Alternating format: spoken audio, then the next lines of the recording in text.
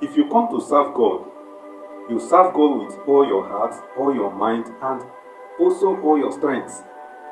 There are so many things that are happening in the house of God today, and so many people are taking it as normal thing, and so many other people are seeing it as abnormal things. If you are a man of God, if you are a pastor, if you are a reverend, if you are an evangelist, if you are a bishop, mention them. Those people I just mentioned now are people who comes out as people who were called by God. Yes, so many of them were called by God, but along the line, the things of the world, money and the rest, will divert their mind from being serving God into business. Then so many of them called themselves. Yes, there are so many people who come into the house of God without calling them by God. They just call themselves and they come into to make business. Why do I say so? There are so many things that are happening in the house of God. If you are any of those people I just mentioned earlier, and you are seeing yourself as a very big rich man, you cannot open the door of your car to enter or to come out. You employ some people who will open your car to come out whenever you want to come out. You have people that will open your cars to go into whenever you want to go into. My brother, you are just a businessman or a politician, no matter whom you are, except you are sick. A strong person, you have all those people protecting you, open your doors just because you are a big pastor, you are a small pastor, you are a big reverend or whomever or bishop. Mention them. That title is not a guarantee to employ people that will be serving you when God asks you to serve people. If you have any of all these characters, you are not serving God, you are serving Satan. And you are not working for God, you are working for yourself. You are just creating an avenue for your business.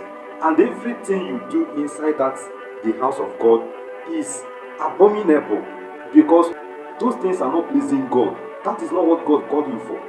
Christ came to save the sinners and deliver us from all our sins. He humbled himself to the core in a way that the poor to the poorest can meet God. But let me ask you, with that your pride, can average people meet you with all that your prideness? All this kind of attitude has been exist in the house of God, which makes people who don't know God to start criticizing Christianity. Because when it comes to the people that criticize Christianity and also criticize Christ, it can never be their fault. It is the fault of the people whom God called to help him to circulate the message to other people. Because you fail to do exactly what God has asked you to do, then you now begin to set up your own laws. He said that the way you make your bed, you lie on it. That is why so many people begin to criticize Christianity, because things that are happening in Christianity today are no longer what comes from Christ.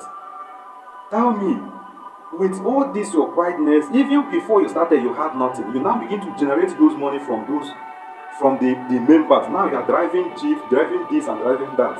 You now begin to live luxury lives in the house of God. Let me draw this close to you. Whether you are a member, whether you are a pastor, whether you are a bishop or reverend, everybody are equal before God. God only chooses you to work in his vineyard.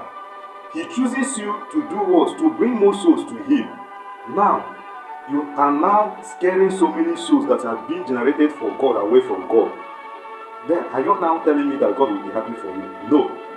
That is not why God called you. Even if you are a bishop, whomever you might feel that you are, the higher your level in the vineyard of God, the higher you're supposed to be submissive to people, even to God. That your level is not a guarantee for you to begin to be feeling too big and too stubborn to God. When it comes to the God's kingdom, there is nobody who is bigger than any other person. Everybody are equal before God. You are a pastor, you are looking for that the same mentality. You are a reverend, you are looking for the same mentality. The floor members also looking for that the same mentality.